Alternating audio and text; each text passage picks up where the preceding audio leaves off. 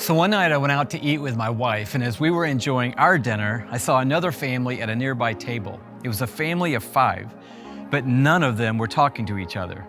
And I bet you can guess why. The dad, he was on his phone, probably answering emails.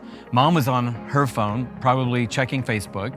One kid was drawing on a tablet. The second one was turning his tablet side to side in a racing game. And the third one had on headphones and was playing some kind of war game.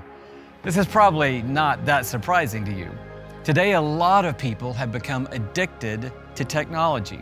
I recently read an article about one kid who was so addicted to playing video games that he'd stopped eating and sleeping, and eventually they had to put him in the hospital. When we hear the word addiction, most of us think about drugs and alcohol. Those are serious addictions, but they're not the only kind. We need to rethink that word and understand that an addiction is anything that we can't live without. It's a habit that we can't break. It's a person that we can't stop hanging out with. It's a pattern that we can't change. That's the giant of addiction, and it shows up in several different ways. Like I mentioned earlier, some of you are addicted to your devices, whether it's YouTube or video games or social media. You're addicted to what everyone else is doing and what everyone else is saying. Others of you are addicted to success, whether it's being smart or being talented or being successful on your sports team.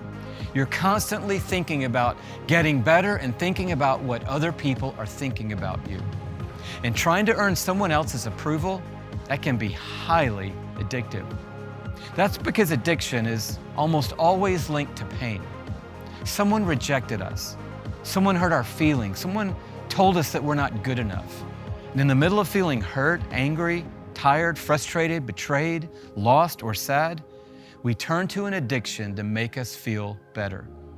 And if we're honest, the addiction probably does make us feel better at first.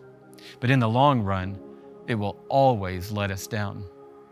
For example, when some kids feel sad or angry, they look to food to feel better. If you've had a horrible day and food is your addiction, you might sit down and eat a whole bag of double-stuffed Oreos. And while you're eating the Oreos, it might feel good, and you might not feel sad anymore.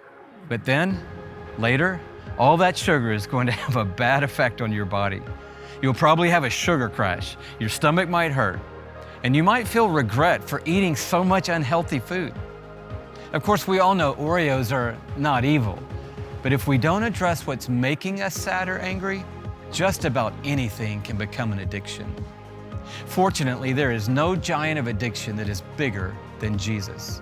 No matter how long we've been addicted to something or how much shame it has made us feel, Jesus has already won the victory over our addiction. We can experience this victory in our lives by turning to Him and confessing what we feel.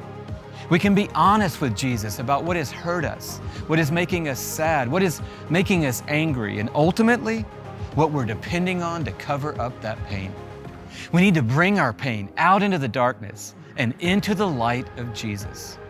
We also need to bring it into the light of people who we trust, a teacher, a pastor, a youth leader, or maybe our parents. Addiction is so hard to fight when we do it alone. God wants us to bring our hurt and our struggles to someone who loves us and wants to help us. We all need a community of people who want us to be healthy and holy.